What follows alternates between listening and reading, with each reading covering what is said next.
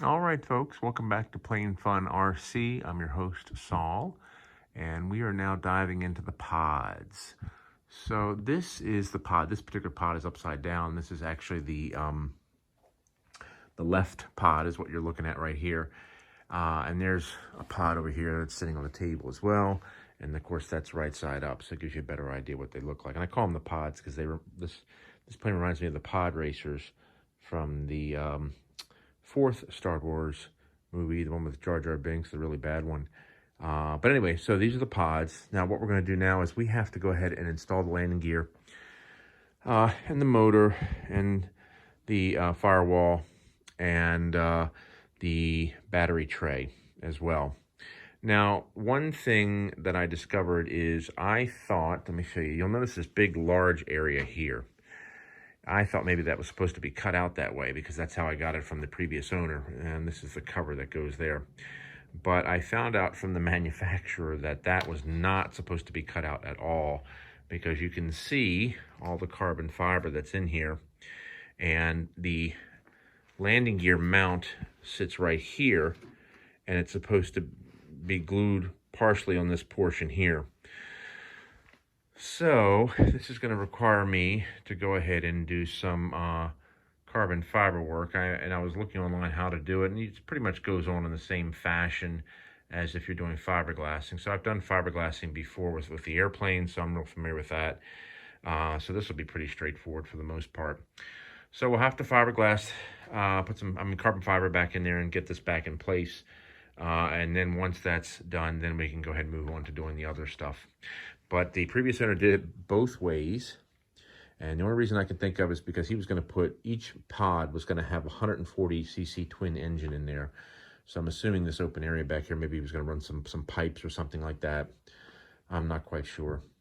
But anyway, so a little extra work, nothing too difficult to do. And then once that's in the place, then we'll get moving. There's really no servos in here at all, since we're going with electric. As a matter of fact, I'll show you what we're going to use. I've got the two rimfire 65cc motors here. They're going to go in. We're going to do a 15S.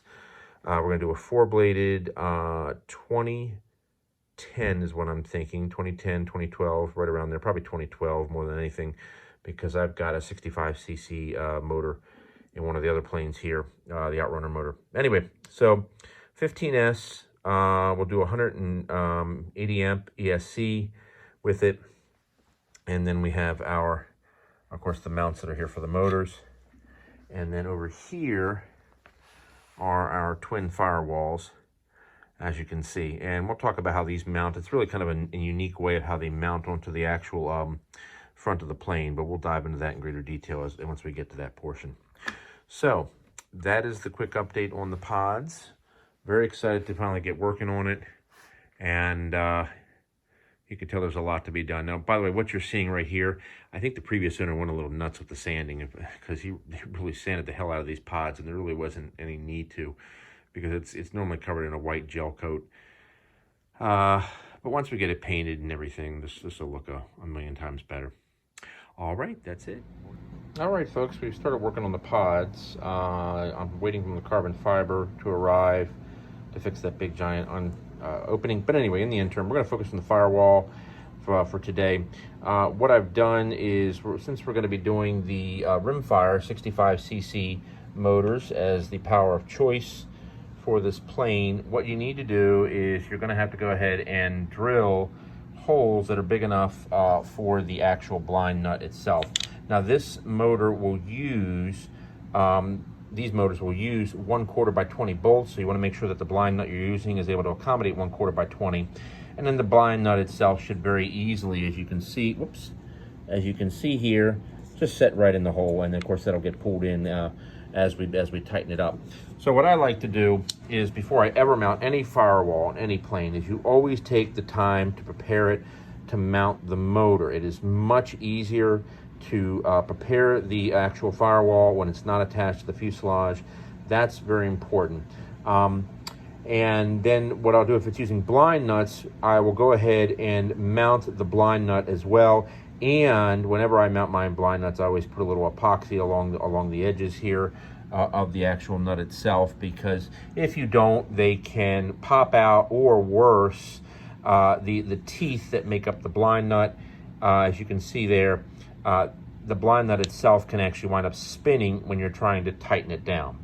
Now, whenever I mount my motors, I don't just use the blind nut, I actually use a lock nut behind that as well, because I've had, you know, you just learn that when aircraft fly, vibration happens and things come loose, and that happened in an airplane many years ago, so I always do that. So if you do those two things, you never have a problem with the engine coming loose.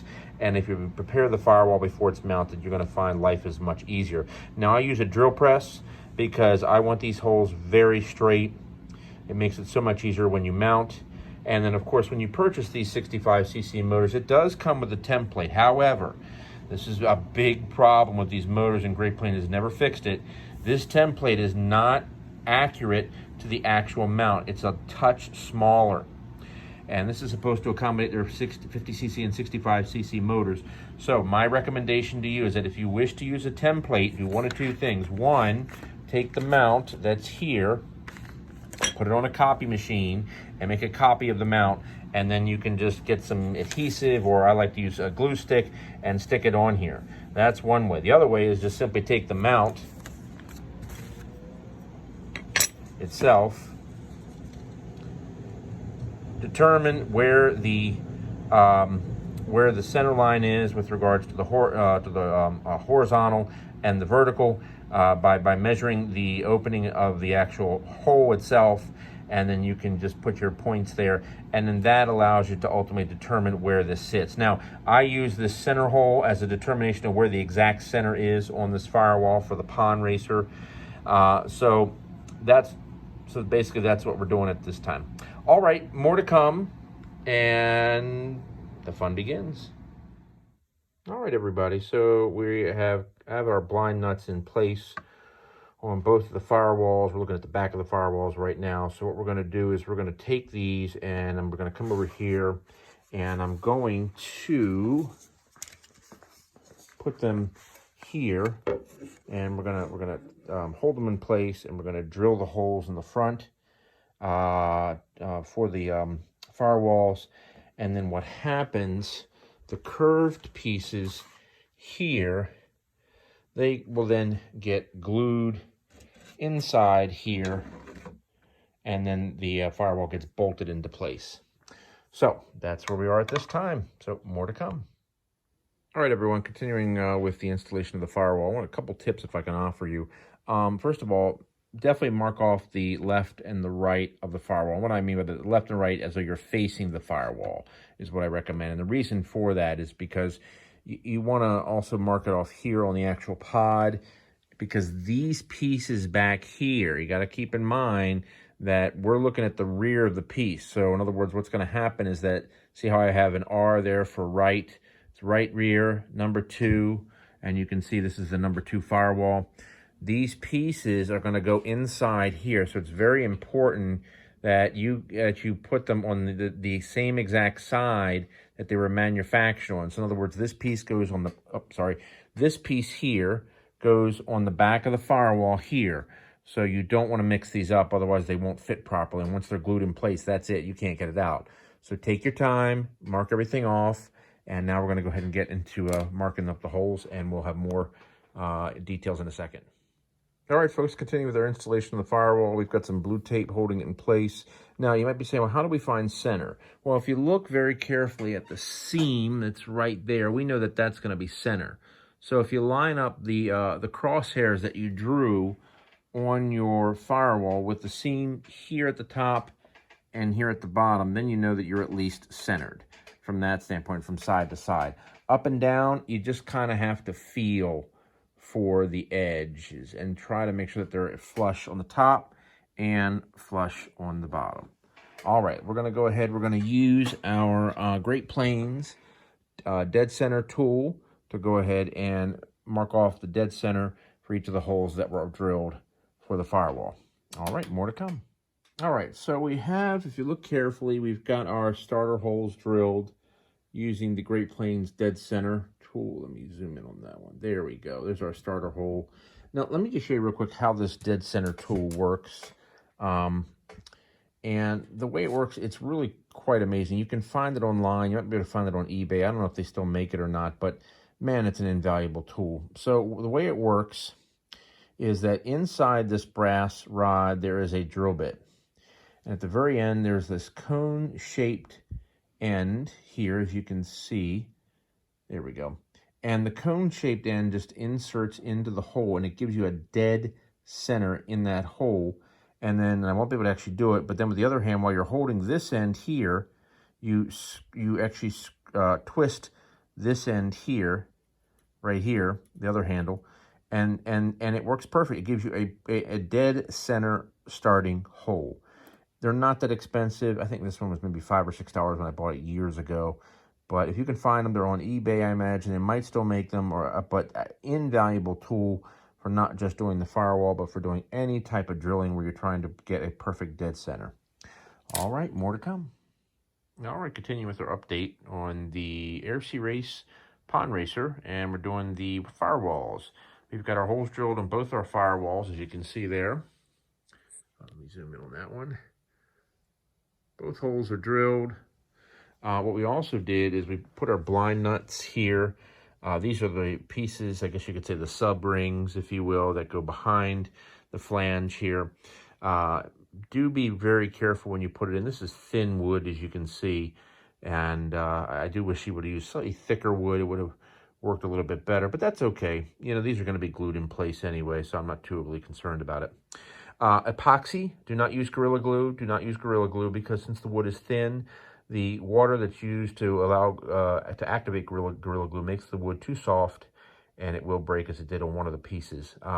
So just regular epoxy will be fine, okay, to hold the blind nuts in place. So we're going to let those sit overnight, and then we'll come back to this tomorrow. So for right now, we're done this evening. We'll go ahead tomorrow, and we'll work on the firewall and get that situated, get that everything that needs to be glued in place. All right, more to come.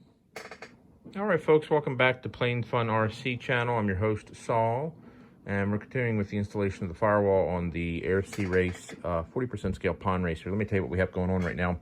So we have installed our first inner half of the ring. As you can see, I just put the epoxy on. I'm just use some 5-minute epoxy. This brand, this Loctite, is very strong. I mean, it's over 2,000 pounds of hold for this thing for 5 minutes. So I really enjoy it. It's really good stuff.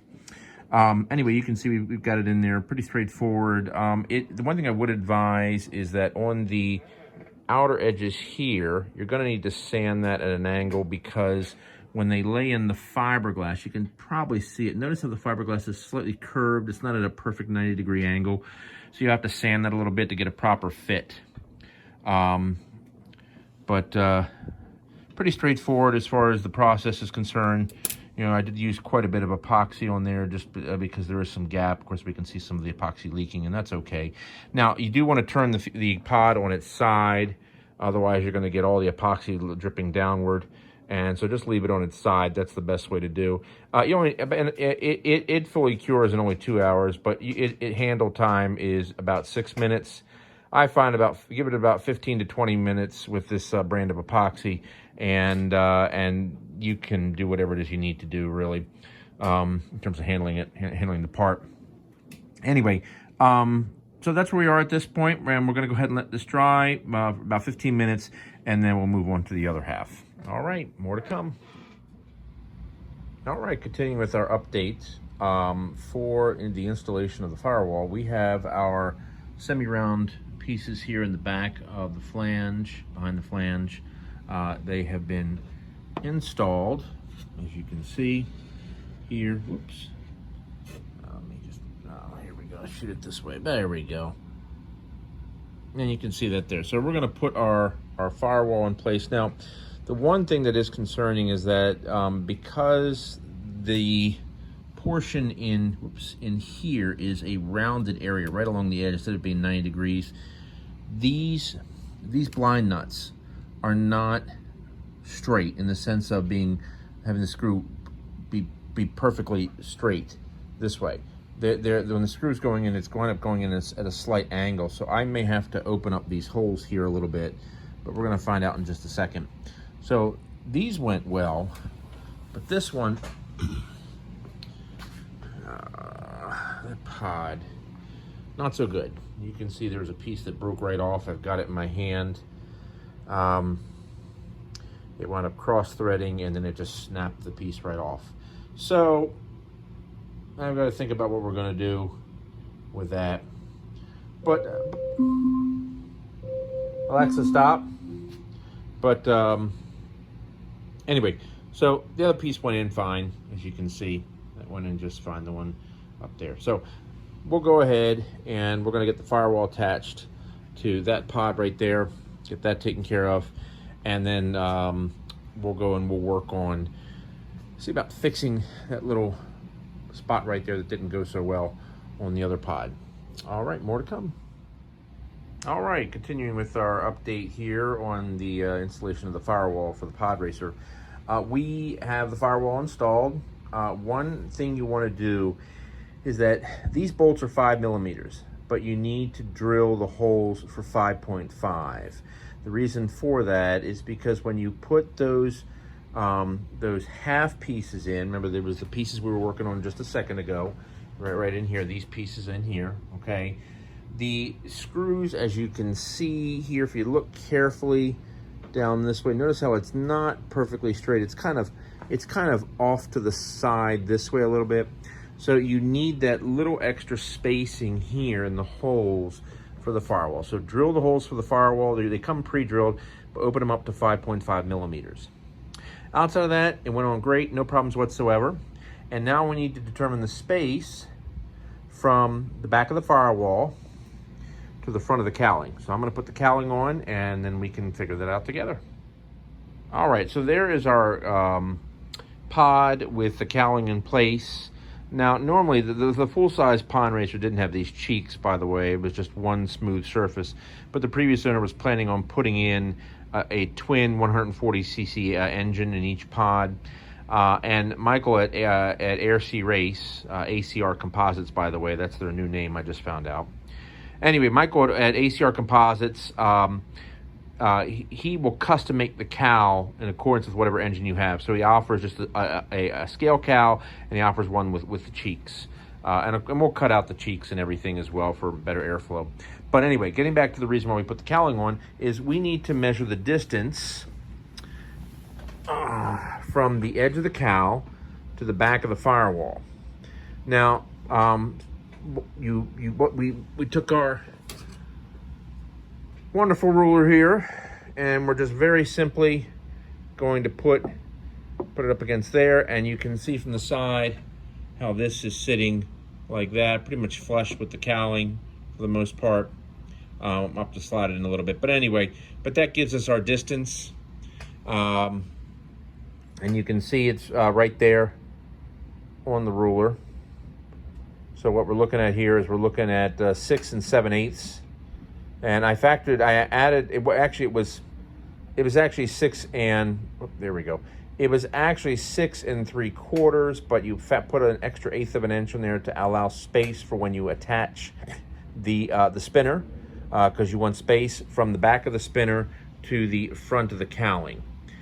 Now, what we did is once I've gotten this distance, then I took the measurement of the 65cc rimfire and measured from the bracket here to the edge right here, because that's where the edge of the back of the spinner is going to sit. Now, for the wonderful manual that comes with it, it does give the measurements there. You can see on the diagram, which is very helpful.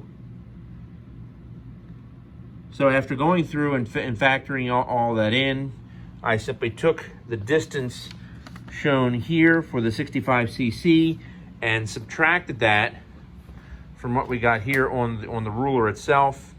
And what it turns out is we're going to wind up needing about 3-inch spacers. So I've ordered some spacers from swbmfg.com. That's swbmfg.com.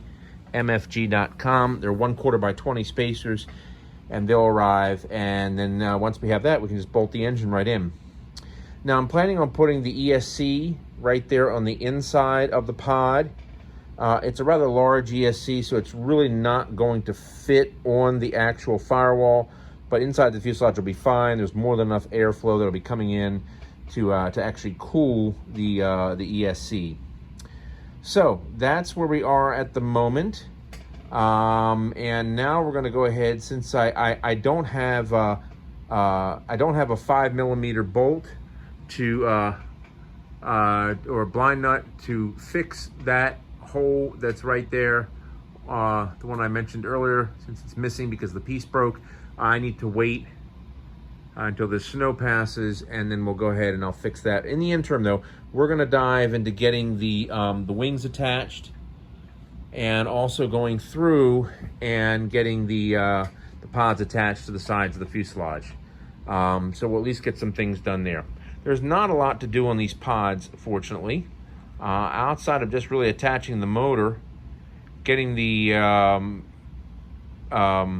wings on, you know, and getting attached to the fuselage, and of course making a battery tray. That's not really a great deal to do. Obviously, we got to fix the big giant hole in the bottom there, you know, but besides that, normally when you buy the plane, it wouldn't be that much. So there's really not a lot to do. So we're getting closer and closer to the end. Oh, and of course, and put the retracts in. All right, more to come.